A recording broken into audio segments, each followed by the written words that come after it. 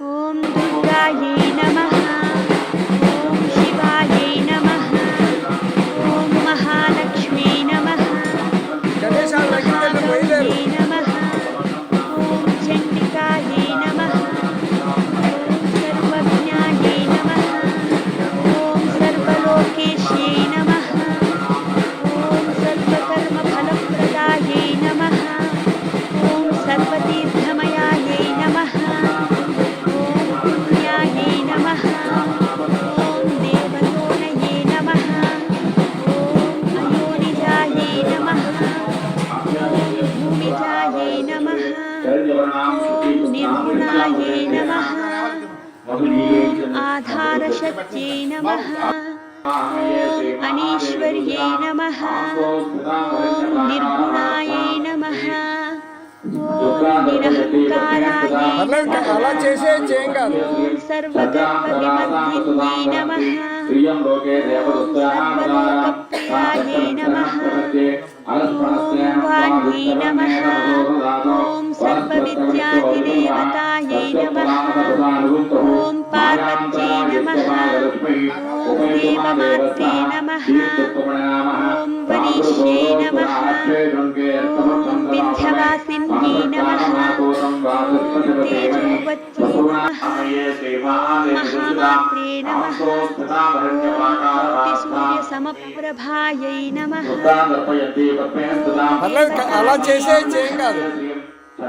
ॐ वह्निरूपायै नमः। ॐ सतेजसे नमः। ॐ वर्णरूपिण्यै नमः। ॐ गुणाश्रयायै नमः। ॐ गुणमध्यायै नमः। ॐ गुणत्रयविवर्जितायै नमः। ॐ कर्मज्ञानप्रदायै नमः। ॐ कान्तायै नमः। ॐ सर्वसंहारकारिण्यै नमः। ॐ धर्मज्ञानायै नमः। ॐ धर्मनिष्ठायै नमः। ॐ सर्वकर्मविवर्जितायै नमः। ॐ कामाक्ष्यै नमः। ॐ कामासन्धत्यै नमः। ॐ कामक्रोधविवर्जितायै नमः। ॐ शाम्भवे नमः। ॐ शाम्भव्यै नमः। ॐ शान्तायै नमः। ॐ चन्द्रसूर्याग्निलोचनायै नमः। ॐ सुजयायै नमः। ॐ जयायै नमः। ॐ भूमिष्ठायै नमः। ॐ जाह्नव्यै नमः। जनपूजितायै नमः। ॐ शास्त्रायै नमः। ॐ शास्त्रमयायै नमः। नित्यायै नमः। ॐ शुभायै नमः। सार्धमस्तकायै नमः। ॐ भारत्यै नमः। ॐ धामर्यै नमः। ॐ पायै नमः। ॐ करार्यै नमः। ॐ कृष्णपिङ्गलायै नमः। ॐ राहुयै नमः। ॐ नारायण्यै नमः। ॐ रौद्रै नमः। ॐ चन्द्रामृतपरिवृतायै नमः। ॐ ज्येष्ठायै नमः। ॐ इन्दिरायै नमः। ॐ महामायायै नमः। ॐ जगत्सृष्ट्याधिकारिण्यै नमः। ॐ ब्रह्माण्डकोटिसंस्थानायै नमः। ॐ कामिन्यै नमः। ॐ कमलालयायै नमः। ॐ कात्यायन्यै नमः। ॐ कला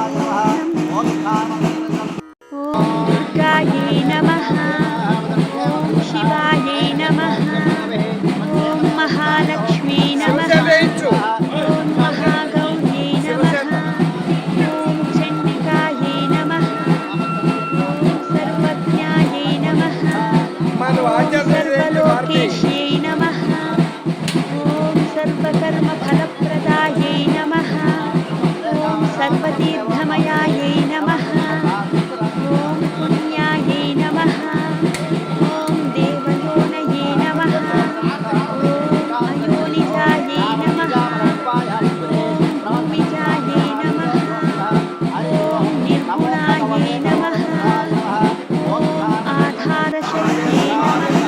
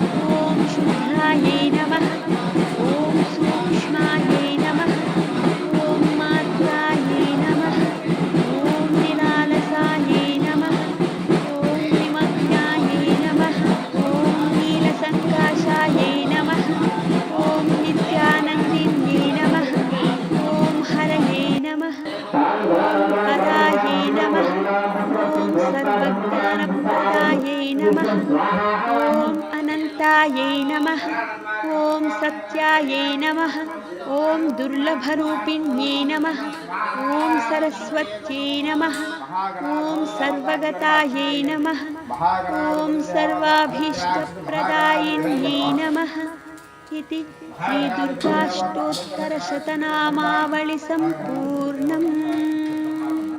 ॐ दुर्गायै नमः ॐ शिवायै नमः ॐ महालक्ष्मी नमः ॐ महागौर्यै नमः ॐ चण्डिकायै नमः ॐ सर्वज्ञायै नमः ॐ सर्वलोकेश्यै नमः ॐ सर्वकर्मफलप्रदायै नमः ॐ सर्वतीर्थमयायै नमः ॐ पुण्यायै नमः ॐ देवयोनये नमः ॐ अयोनिजायै नमः ॐ भूमिजायै नमः ॐ निर्गुणायै नमः ॐ आधारशक्त्यै नमः ॐ अनीश्वर्यै नमः ॐ निर्गुणाय